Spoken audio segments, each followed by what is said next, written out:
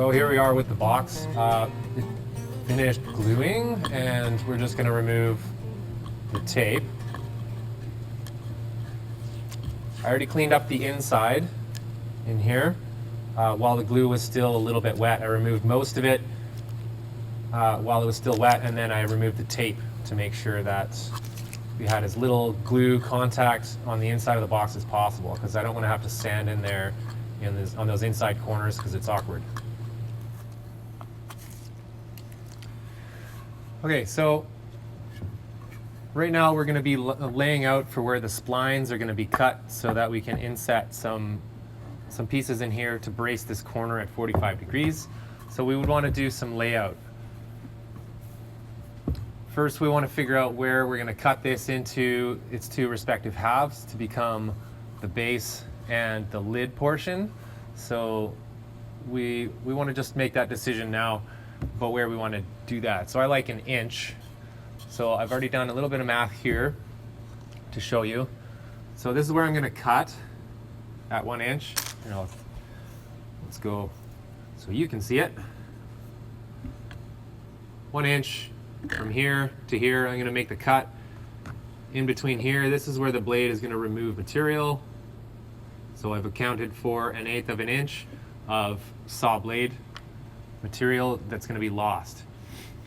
And instead of doing skinny splines, like small, thin ones, I've decided on this one I would like to use the dado blade to cut a little bit thicker splines, just to add a little bit more of a decorative touch and have it make it look a little bit more beefy. And I'm going to use contrasting wood to highlight that's the strength of this joint. So I'm going to use a 3/8 inch dado blade. So if I do 1 inch for the lid, I want for this spline to be centered in here, so it's not too high towards the top or too low towards the bottom of this where this would be cut. So I do 3/8 of an inch, sorry. So 1 inch minus our 3/8 of an inch would be the amount that we would want on both sides if we divided that number by 2. So 1 inch minus 3/8 equals 5/8 of an inch. So that would be what's left over that's not taken up by our spline. And so we want that to be even on both sides. So if we do 5/8 divided by 2, we get 5/16. So if I come up 5/16 from this line and 5/16 from this line, then that would give us the two respective edges of where our spline is going to be.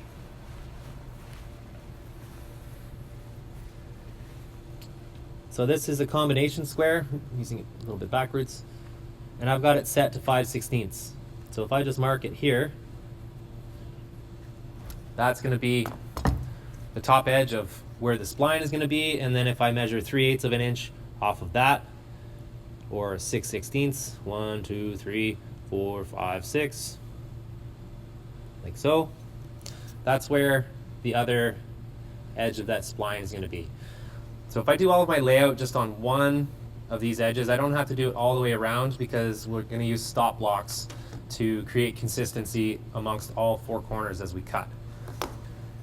I like to also mark sort of the depth that I would like for the spline to be cut. And we can deal with that later. And I also like for this uncut distance to be the same on the bottom here. So we'll go 5/16 here. And this one would be a spline cut out on this side. This is going to get cut away. And we'll also go 5/16 down. I'll flip this around so you can see from here. 1, 2, 3, 4, 5. Okay.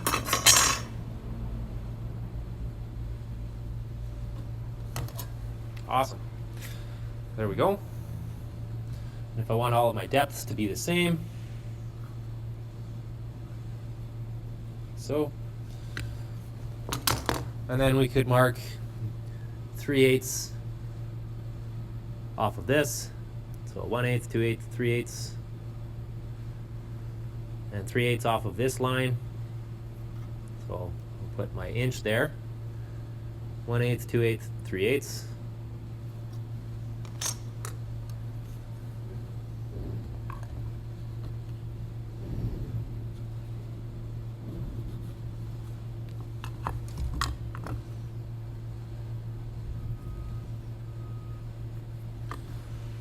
So now I've very clearly marked where I want to remove the material when I'm cutting the splines on the table saw. We've done the math. I have a large gap here, but I think with having consistency in 5/16 here, here, here, and here, this would look just fine.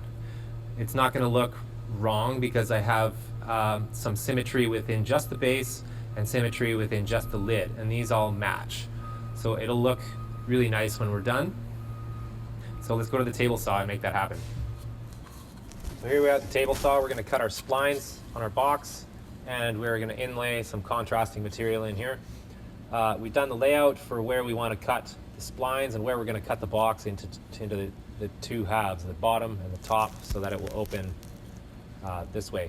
This is the material we want to remove, and we're going to need to cut this at 45 degrees through this 3/8 dado blade. So we're going to need to make a few adjustments to the machine. We're going to need to set the blade height so that we're cutting our correct depth at 45 degrees.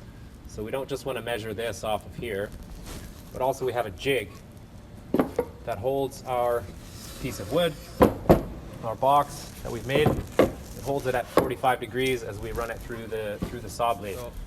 What I'm going to do is I'm just going to measure off of where the blade has come through right here, and I'm going to measure over 5/16 like we had here, and then I can cut the box based off of that line, but I'll clamp a stop block in place so that I can butt it up against there, make one pass, flip the box, do the same, and so on and so forth. But 5/16 counts for here as well as here. So then I could flip the box here and make all of these spline cuts at the exact same time. And then we would just have to do a second setup for our inside splines for these 4 cuts.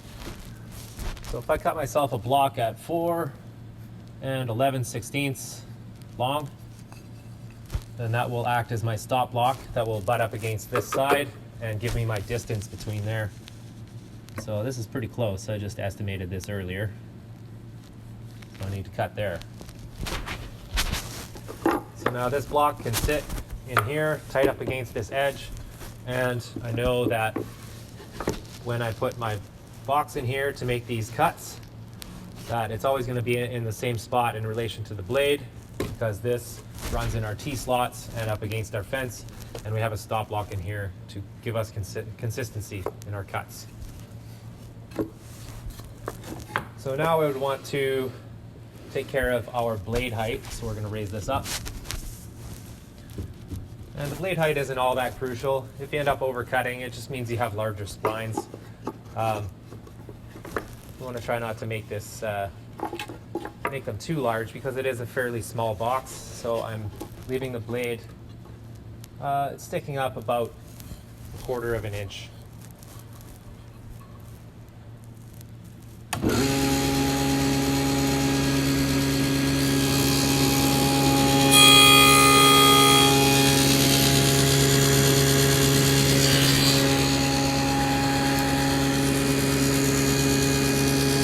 There's our first cut. If I wanted to cut this one as well, I can flip this over.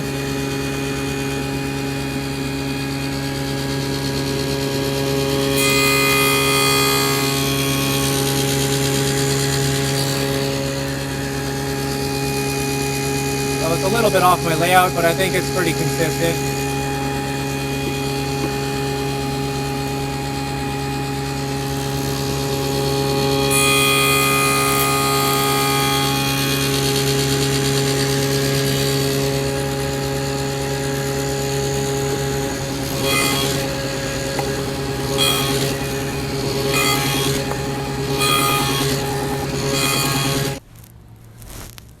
Okay, so we have our block. We're going to make this cut.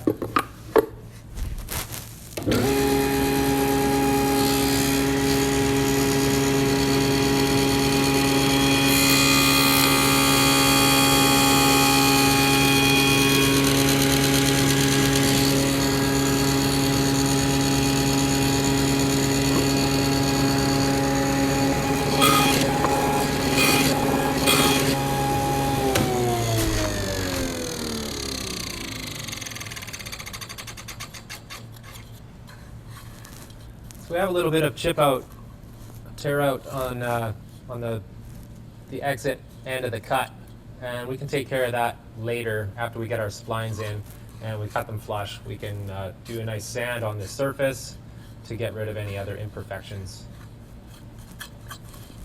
So there we have it. Splines are cut. Now we need to prepare the blanks to fit in here. So we want to rip some pieces on the table saw a little bit thicker and then use the thickness sander to sand them to thickness so that they fit perfectly in these grooves with just a tiny little bit of space for glue. Not very much. They shouldn't be able to wiggle in here, but you shouldn't have to force them in so you don't crack your project. Right?